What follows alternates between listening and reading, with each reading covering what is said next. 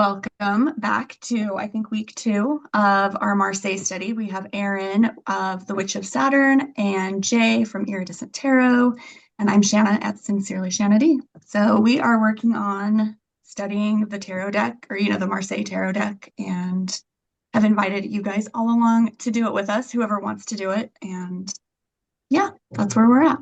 Yeah, learn Marseille with Erin, Shanna, and Jay. Yes, thank you. What was our assignment this week? What were we supposed to be doing?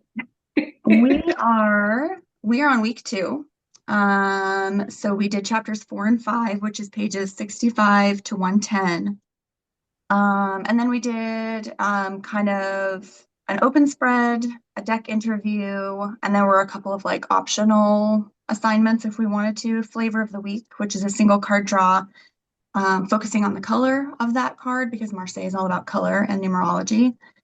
And then the next one was another 3-card spread of show me the journey from where I am to where I want to be, tracking the color shift and flow of the cards. So I thought those were fun. I thought that was fun. Yeah, the show me the journey one. How did you come up with that? Because I thought it was really cool. You know what? Honestly, I was just kind of like, okay, if we're looking at flow, like that seemed like a natural, yeah, just the journey, just the flow. And it's kind of the same concept as past, present, future, but without that rigid structure. So Cool. I loved it. Yeah, that was a lot of fun. Yeah, it definitely is like a past, present, future, but with like just a flow through. But also like I like that spin on it that's show me where I want to be because future kind of implies what's going to happen instead of it felt more like aspirational, Yeah. true. right? Like It's a show good me one. the journey that I'm on, what I'm aspiring to kind of grow into. So I liked Yeah, that one. nice. Yeah, good work, Shanna. Thank you. So do we want to start talking about like our experience with reading, the experience that we had with the practice? Do we want to just start off chatting about our decks a little bit first? What do we think? I think like the reading, I mean that's the to me the reading is the study and then the practice of using the cards is like practicum, right? It's like Yeah. experiential learning through your tarot practice, but the meat and potatoes of the study is the book. So Do you want to I go first on the spread, what's Aaron? that? Do you want to go first on that spread then? Well, I was just going to say that I think that so this book I'm a big fan of. And I feel like this is a very good book for people who are new to tarot, for beginners through experienced readers, because it really does cover everything. Like it pulls together and ties in so much of what I've learned throughout the years, like studying tarot on my own, but in a really cohesive way. And I wouldn't say that anything so far has been something that, like, I've studied and touched on kind of everything we've gone over in the book so far, but Mhm. this has filled in some gaps for me. I just think it's a really, what's so, like, it does a, Comprehensive. yes, comprehensive overview of, Mhm. like, I thought that this was the best history of the tarot that I've ever read Mhm. Okay. in one book. Yeah. And and then even just like the symbolic language, it just was very, it went through and kind of covered, it checks all the boxes in a way that was very easy to read and understand. Yeah, that's fair. I feel like I felt very like it was very affirming in that because I really enjoy the numerology and the color theory of tarot. Even when I was doing RWS, I didn't realize that was a Marseille thing. So when I was reading Mm. it, reading that, I'm like, oh, I'm kind of already doing that, which is great. But it was kind of like, okay, which kind of helped me lean into this a little bit more. So I'm really liking this so far. Yeah, I feel like when we were chatting about the just like our studies this week, the color and numerology was the thing that really stood out for both of you guys, where you were like super excited about getting into the meat and potatoes there. I think for me, the most exciting thing was reading about how to do an open reading. So like in my head, I kind of just envisioned Marseille to be the color and the numerology, but I didn't really put together that the open reading style was like such a big part of it. And that's the part that I feel like I can take from Marseille study and apply to any of the RWS, which I guess, like you said, you can apply the numerology and the color too. But like the open reading, I think for me was like that big change in practice that I've been like somewhat craving and looking for that I've found here. Yeah. I was surprised. Like I genuinely thought Marseille was more structured than RWS. That in my head, that's what I thought it was. It just felt very like boxed in sort of, and it's the exact opposite of that. So Yes. that's been Yeah. really cool to discover. Yeah. It's Yes. surprising. Yeah. It's interesting for me having learned how to do like open reading with the RWS Mm-hmm. and now to kind of know that like, oh, that probably originated from Marseille, from a Marseille teacher or, like the lineage, let's say rather. And so in a way, this kind of feels like I am finally getting to like the root of the history of all tarot and Yeah. kind of like the roots of where my practice already is and has evolved to be. So Yeah. I'm enjoying that. It feels very feels like ancient and historical. And I love it. True.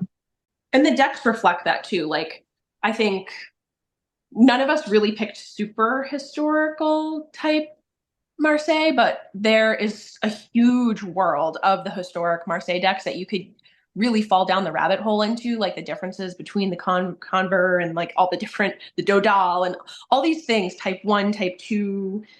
There's a whole world. And it's like if you just stick to the RWS, you don't ever feel like you get exposed to that world. Yeah, and that is something that like already I just already knew as soon as we started the study that I was like, oh, like I'm very happy with my Bacchus deck, but like I want to have something that reflects more of a traditional Marseille deck, one of the classics to use for this, especially for the like color study, because the colors in this are so like avant-garde, let's say, not traditional Marseille colors. And so that's something that like is important for it's just going to help my brain to practice with something that's more traditional that ties into what the book is teaching. Yeah. I think that leans into, that traditional RWS, plaid back classic, Mm-hmm. you get to a point of like, okay, I want to know the base so that then I can build on that even more. So Yeah, I mean, and that's even how I was with my regular tarot practice. Like at a certain point, I was like, okay, I'm not using these decks anymore. I'm just going to read with the RWS until I feel like I can fluently read tarot. And that's what I did for years. And so, like, I kind of feel like I need to do that with Marseille and also like sprinkle in like my other pretty fun decks. But that's already something that I'm like, okay, if I were to start this study over, even though we're only a couple weeks in, like I would go in with a deck that reflected what is in the book. It's almost like we get sucked in by like the pretty cute decks. They're the cool ones that are different and like a little bit funky. And then all of a sudden you're like, oh, but wait, I do need them. The base version, the base model. Yeah, I mean, I just didn't realize. Like, I didn't do a lot of prep I mean, I didn't even get to look at the book until like I got it on Christmas or maybe like a week before. And yeah, I just didn't realize like, oh, like it was just one of those things that like hindsight's 2020. So have you picked a historic deck that you're going to go for? I've just been like looking at a few of them. It's hard because like you're saying they are all like to me when you get into that world of Marseille, it's all like the same but different. You know what I mean? Where like Yeah. you yeah. see people talk about Marseille decks and it's like this shade of yellow and this shade like this is and it's just it's I just want somebody to tell me like use this one. Mm-hmm. Well, Fair. what about the Ben-Dov one that he made to go along with the book? Yeah, I do like that one.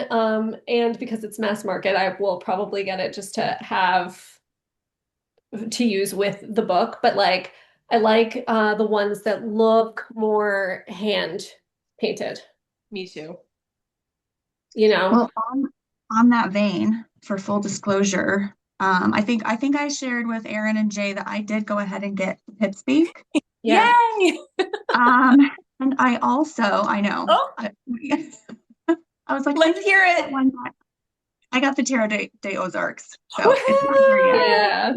Yeah. I'm like, I'm Yeah, just I gonna ordered get that it. one too. Did I tell you that, Shanna? No, Yeah, I that's ordered awesome. that one because I watched the video that Amelia had done the walkthrough Yep. that Jay requested from her. And when she mentioned that she had heard the rumor that the creator may have, I panicked. I Me panic too. bought it because I was like, I'm just buying this now, even if I don't use it till like the end of the study or whatever, Yeah, because I don't want to, those print on demand things, if it gets pulled down, it's gone. yeah, yep, So exactly. Yeah. Well, That's and too I funny. love the colors. we're both So, like, You're panic purchasing. yeah. yeah, I'm okay Did, with it. I'm okay. I'm I'm good okay though. panic purchasing for sure if it's like a legit panic. Like, Yeah. did it arrive for either of you yet, or is it still like being processed and all that? Yeah. I was no, gonna mine check. shipped. Oh, Oh, yours cool. did? Yeah. I don't think mine has, so I need to check my order and look at it. But I think this will I be it. I have to tell you, I have not put this deck down. Like, forget my other decks. This is the deck. Since we started the study, every single day, pretty much, I've picked up this deck and used it. I love it. There's just something about it. It's like it's it speaks to me on a way that like an image that looks like this one just isn't gonna do. I don't know. It Mhm. just yeah. Well, and I feel like Tarot de Ozarks, am I saying that right? De Ozarks. Yes. I feel like that one leans more into the freestyle of Marseille, where the other ones I feel like they're kind of that structure, which Yes. Yeah. I'm excited for both of you to have it. Yeah, it's cool. all right. So for like the history of tarot, did you guys know all of this already going in? Essentially, I mean, I didn't feel like there was anything groundbreaking for me on the I'm gonna look history and part. see what I took notes on because I feel like there wasn't really anything brandy new. It says the most authentic traditional tarot is the 1760 Conver. So that might be the direction that you want to head if you're looking for the most traditional. Well, I read that it's kind of like between that and another earlier version, Hmm. which I don't remember the name of. Maybe if someone knows, they can leave it in the comments. I could find it because it's the one that my friend Jamie has. Hmm. I can find the picture real quick.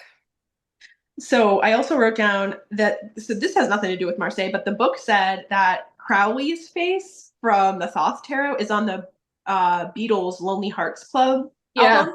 I I had didn't know no that. idea. Yeah, I didn't know that either. So I guess that's my fun fact that I didn't know.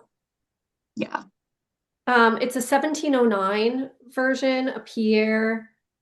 I don't know how to say the last name. Madine. Madden. Say it again. I don't know if I'm saying it right. Madine. Yeah, that one. Yeah.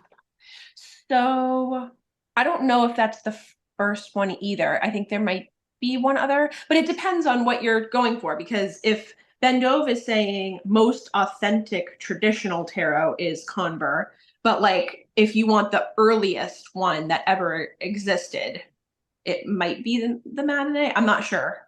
It's just really hard to find a convert in the style of that I like. Yeah. Yep. Like I know that what is this? Who makes this? Like Really they quick. made one and it's sold out. Tarot de Marseille Heritage Oh yeah. Uh-huh. by how do you say the name? Is it Ives? Yves, Ives Renaud, Eves. Eves. Maybe Yeah. Eves. Eves, and how do you say Reynaud? I think would be Renaud. Renaud.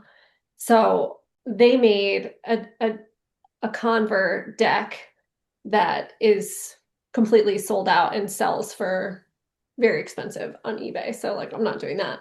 Yeah, so I might just do like the CBD tarot. Yeah. that Which Noah it just did. is going to be a little bit more, it's going to look like that, right? Yeah. Yeah. And then like a more traditional one. That's what I'm thinking.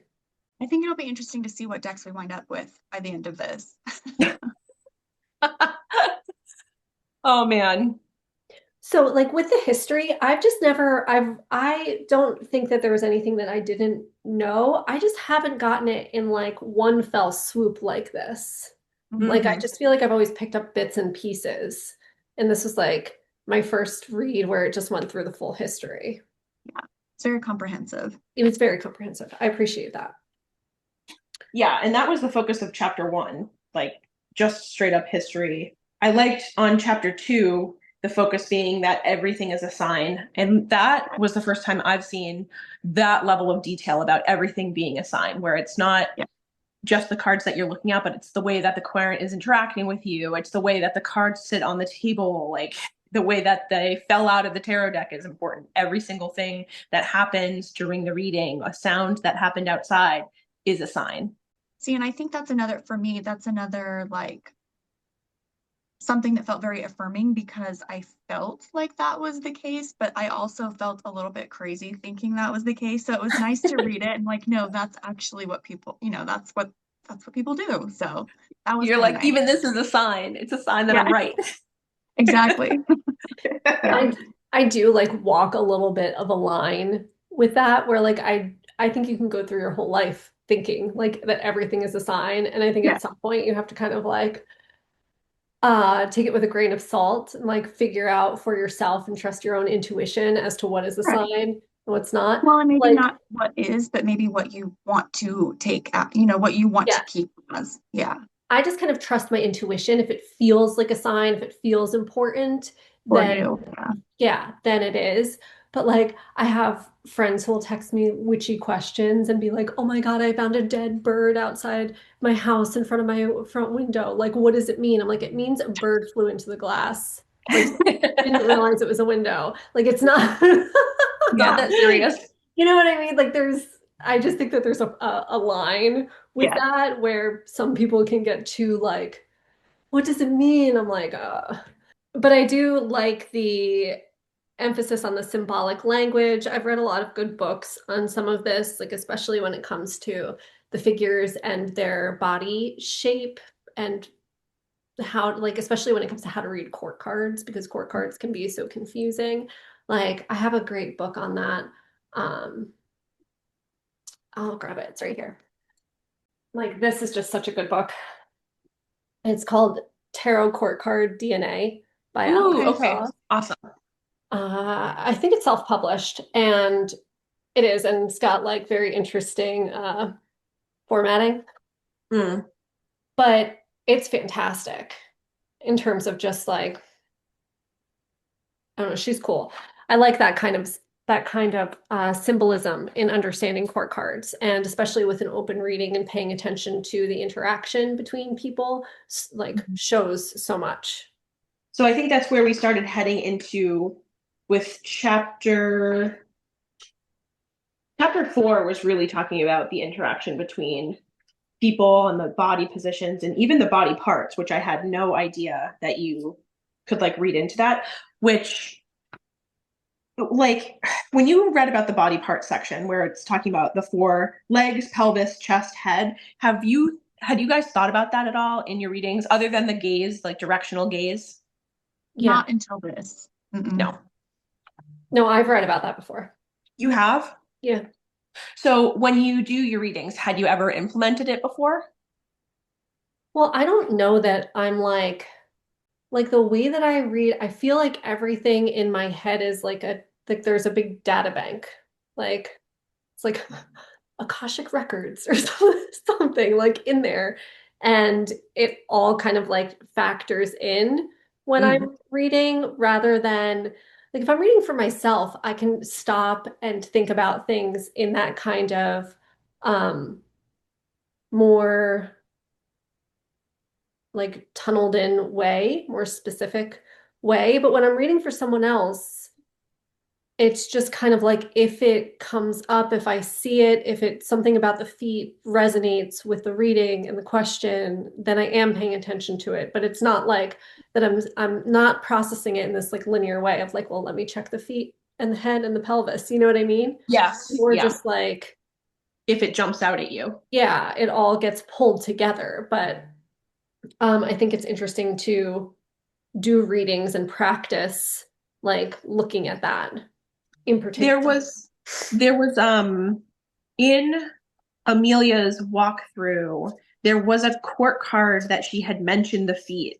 And I didn't really think anything of it when she said it. And then when I read the chapter and they talked about the body position, this guy, even though he's the King of Cups, she had talked about his feet pointing in, I think maybe pointing in different directions, and that it's green and that they're grounded, suggesting like stability and wealth and something like that. And I was thinking in my head, like, I probably would have never come to that conclusion because we're talking about the King of Cups. But now that I've read that part in the book, I'm like, okay, that makes sense of how we would get there. Yeah, Yeah. but they talk a lot about that with different like when you start picking apart the RWS about like this foot is on the land, this foot is in the water, the Queen of Wands has her That's legs true. agape. You know what That's I true. mean? Like it's all there. It's Yeah. just But kind I of like wonder, I feel like this book pulls it all together Mm. in a way that's like very, very easy to understand. do you feel like, I mean, and maybe this is a dumb question, maybe I should know this, but do you feel like RWS borrowed from Marseille as far as that concept of like directionality and all the tiny little details? Well, Or do you think that's just specific to tarot? I think that like what okay, so why I keep coming back to like the way that this book told the history of the tarot is that instead of like looking at it that RWS borrowed from Marseille, it's like this is the evolution of tarot. Hmm. It's a Yes. living, moving thing that evolved over centuries. And nobody really knows the exact beginnings or why like the major arcana has stuck around. Like what's the purpose of it? Like they spent a lot of time talking about that in this book. And then the evolution of when people really started to like study this shit and broke off into these like different schools. And a lot of it's based on geographic location too, and like how things get passed and learned through history. Like you can follow that through the history of astrology about like it originated here, but then had to go underground and then still got studied in the Middle East and then came out. Like it's an evolution. And so you can see so much of the Marseille, the influence in the RWS because the RWS evolved from these decks, Yeah. you know? Yeah, it really brings to mind Esther from Mindful Tarot's videos, where I watched some of her Marseille content, and one of the things she repeats many times is that tarot, there's just one tarot. Like you have RWS, you have Marseille, you have Thoth. We like to silo them into these three separate categories, but there's only one tarot, and they all are streams that like lead into the main river that is tarot. Yeah. Yeah, Like I that. totally look at it like that. Okay. Something that I did go down a little bit of a sidebar rabbit hole with that I still haven't, I guess it's just kind of like there's different ways to look at things and study things, was with the numerology piece. They, in this book, talked about how when you're breaking down, like each number's meaning is also linked to corresponding meaning of the majors, right? Number 3 equals the Empress. And then the numbers 1 through 10 are considered the most significant, with higher numbers regarded as a repetition of the basic 10. Like basically that once you get over 10, everything reduces down to 10, right? Mhm. Like 12 reduces to 3 because 1 plus Uh-huh. 2. And then it says that like an example of this is that the devil card, which is 15 in the tarot, is a more complex aspect of the Pope card, number 5. Yes, I thought that was interesting. And I thought that was interesting because I have studied the devil as reducing to 6, the lovers, because 1 plus Right. 5, not the Pope card, which is a 5. Like this Yep. is basically saying you just take off the 1 and focus on the fact True. that it's still a 5 card. Well, I think that Which it's makes sense. it talks about it here where you have all the different ways that you can reduce it. So you have for 6, 2 times 3, 3 plus 3, 1 plus 2 plus 3. So I can see the confusion there.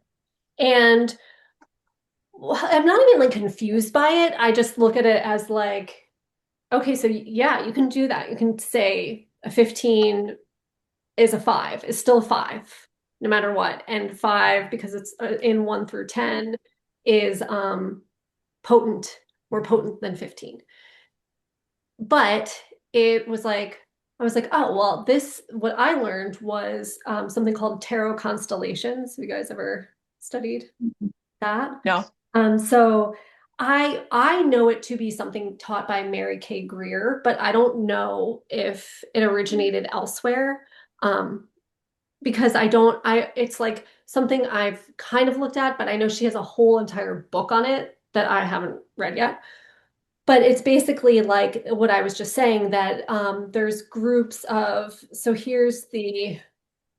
then I had to like go back and reread everything that I currently have read about tarot constellations and put that in my notes. So it's basically like this breakdown of that there's like, this is also how she determines how you should figure out your personality card and your soul card when you're adding up the numbers of your birthday, right? To figure out like your representative in the tarot deck. And it's just basically like these are the cards that together make up a tarot constellation.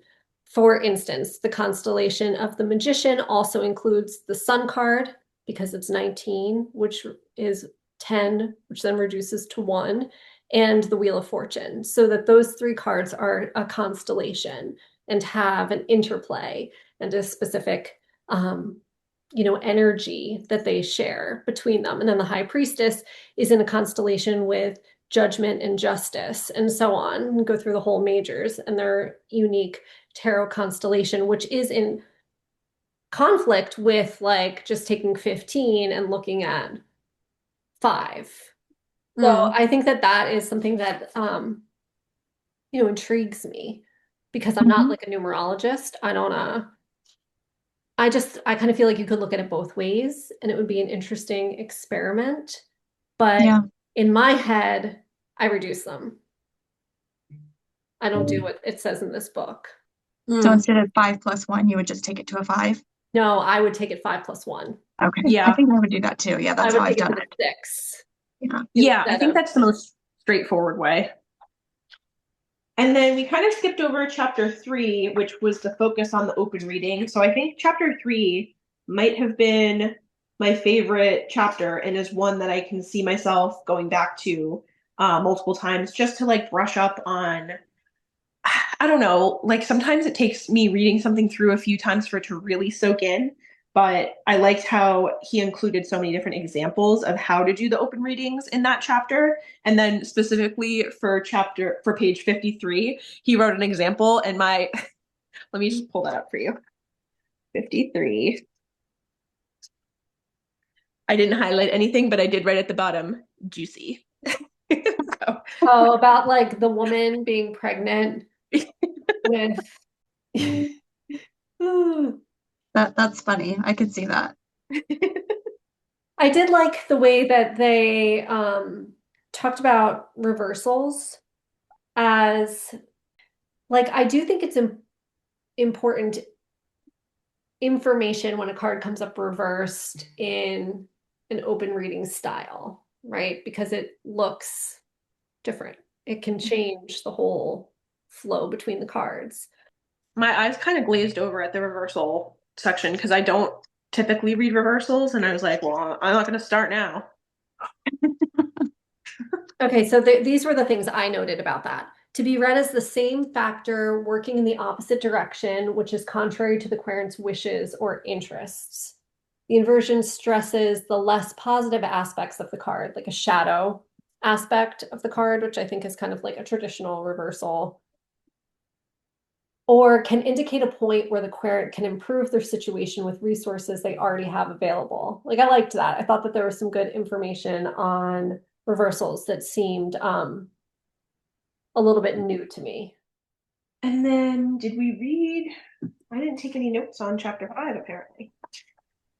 Oh, that's because I was a really bad student. Apparently, I didn't read chapter. Oh no. I read chapter 5, but I didn't get caught up on my notes for it yet. I'm not done transferring what I read. Interesting. Oh, I thought I had finished our assignment. Interesting. Oh, wow. Fail. I failed. No, I you get like a B minus. I Yeah. liked the All my notes make up for it. there was something in talking about the world card in chapter 5 where it related it back to this in this odd shaped Yeah. oblong shape in the magician card that Yeah. looks like it could be a womb or like, a birth canal, which I could, as I read it, I was like, what are they talking about? And then I pulled, I flipped and I was like, oh, yeah, you can totally see that. And I love that idea of this cyclical nature because I've always kind of learned about the majors and thought of them like as a spiral, right? Like this very cyclical, non-linear, dancing, moving, intricate pattern of energy. And I like the idea that then the world just like gets rebirthed in the magician and it just starts the cycle all over again. Yeah. I liked that too. I think I finished my reading this morning. It was like 10 or 15 pages this morning. And so I don't know the page, but yeah, it was saying like some people read it linearly in a straight line.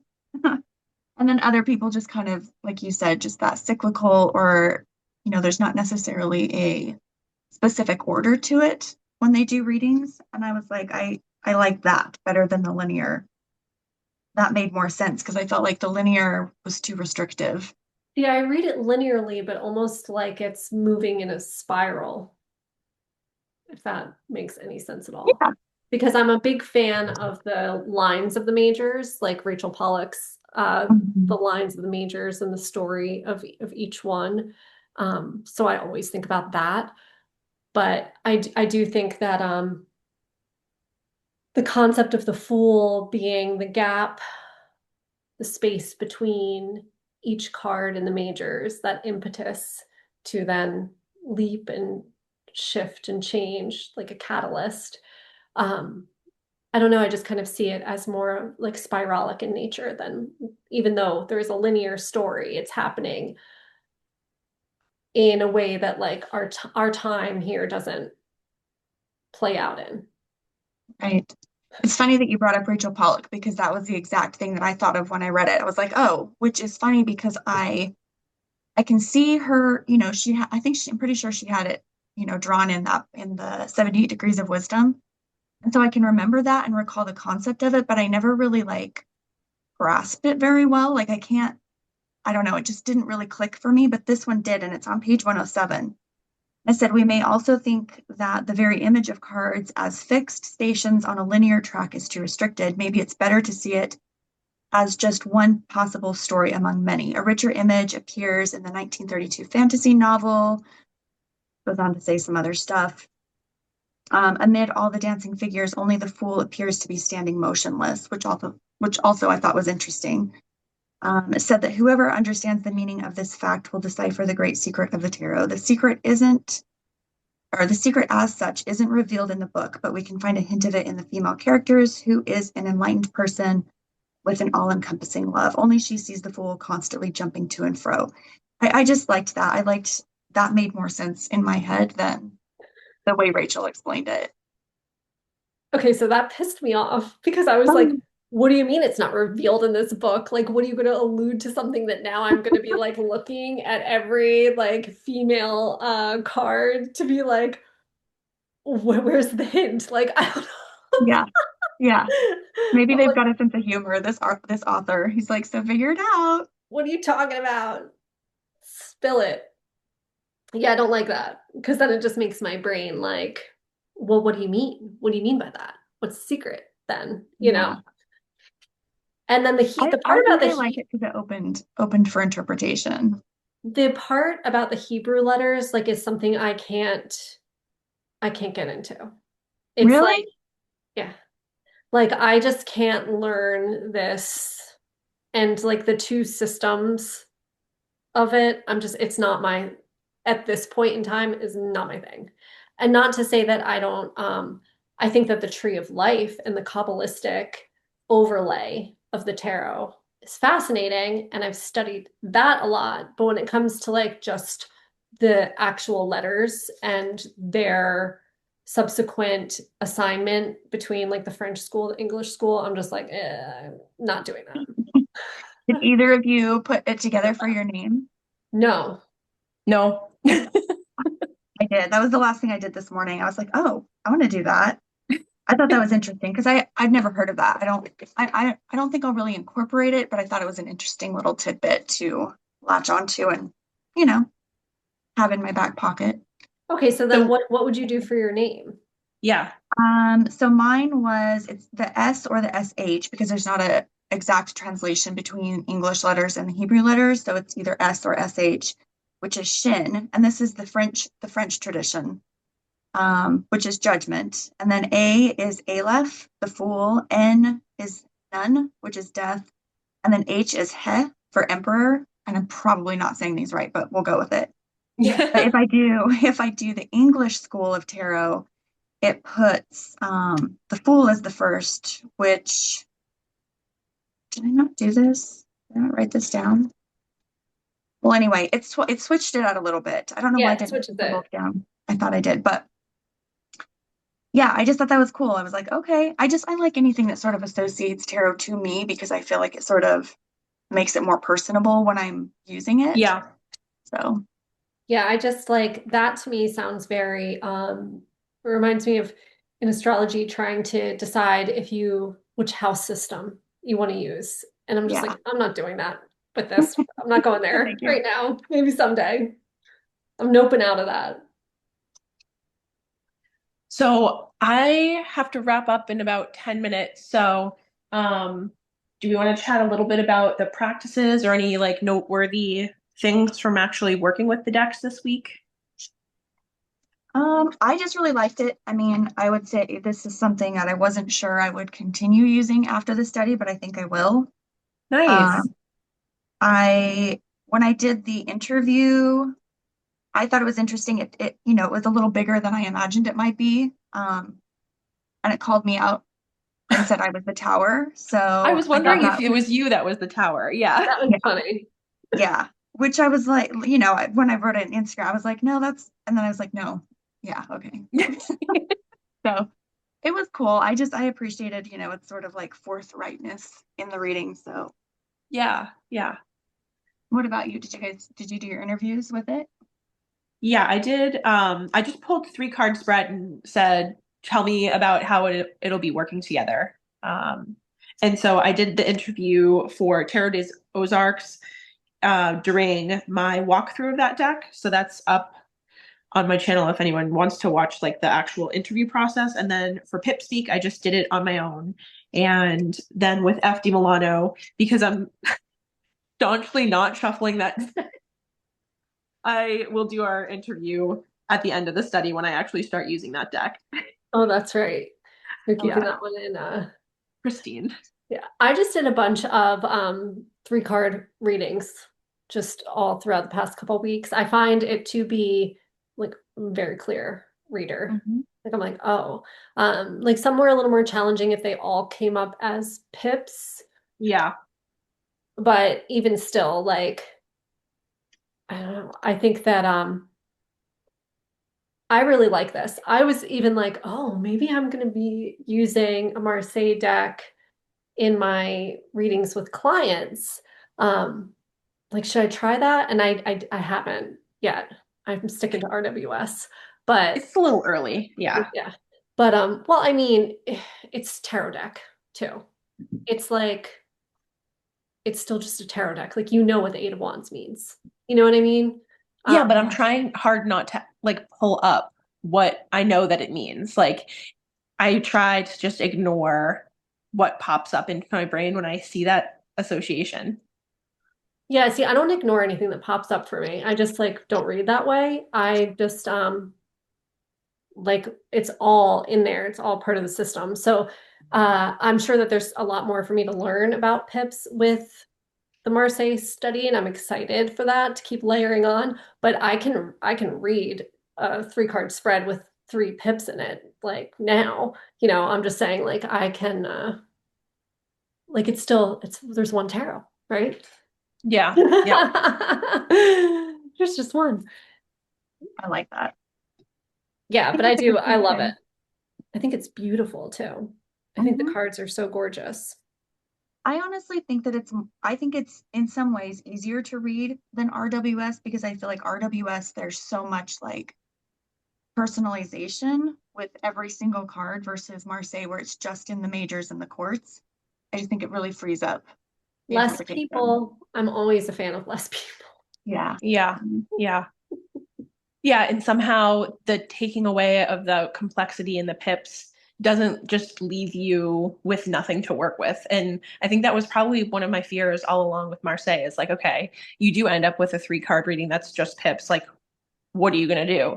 And now that I've read however far into this book and watched some of those videos, like, I don't have that fear anymore. And I just really, really like it.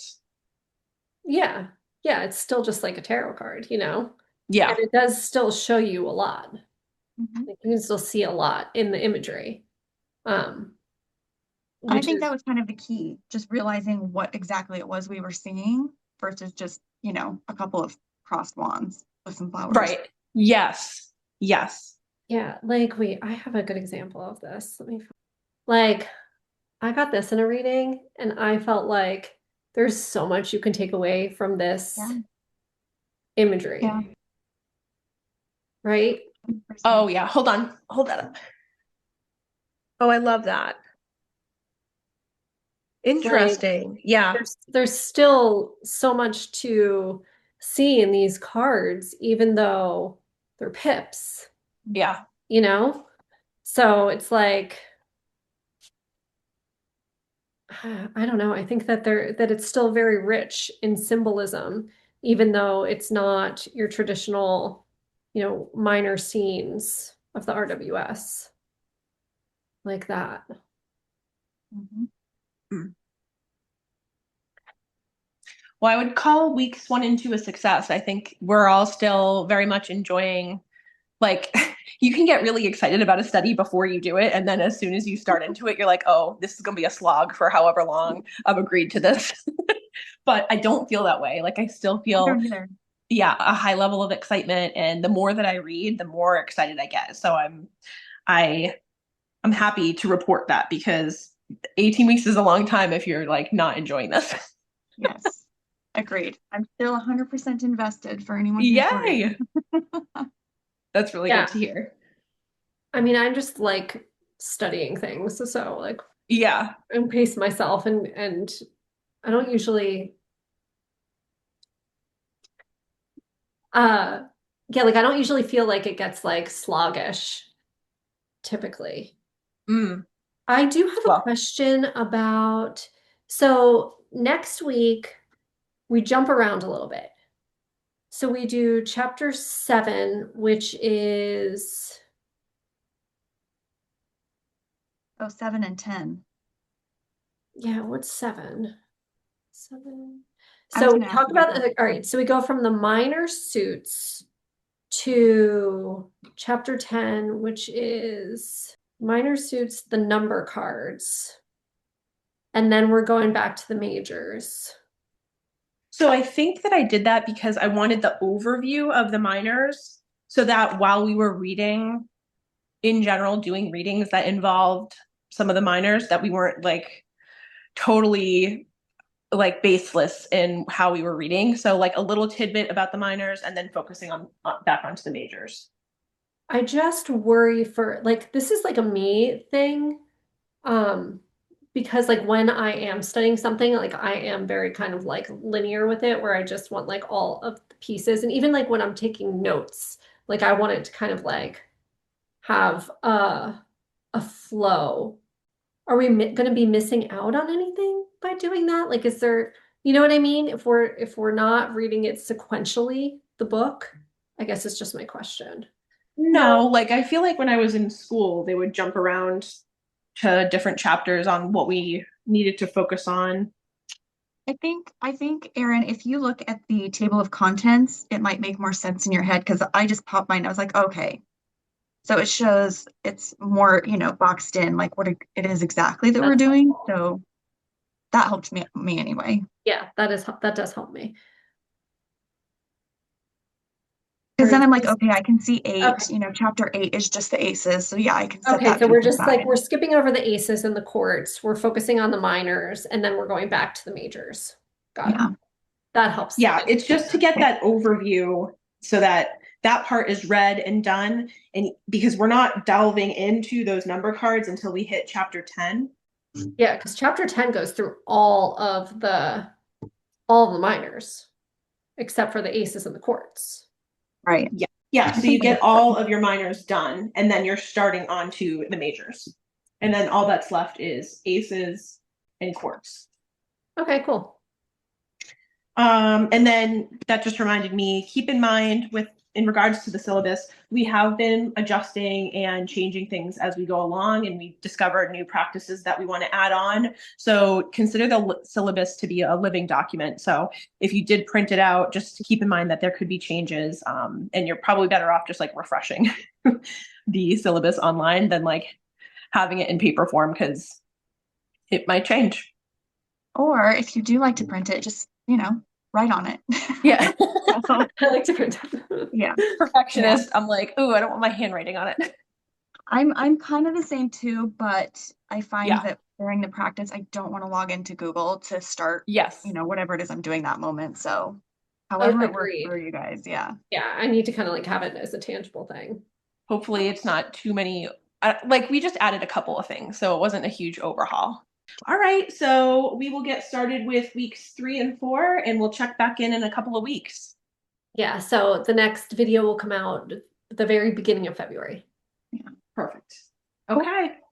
All right, And- thanks, guys. Oh, go ahead. Yeah. I was just going to say, feel free to comment below on your experiences with following along with the Marseille, anything that really jumped out at you, or your experiences with your own practice readings. We'd love to hear about it.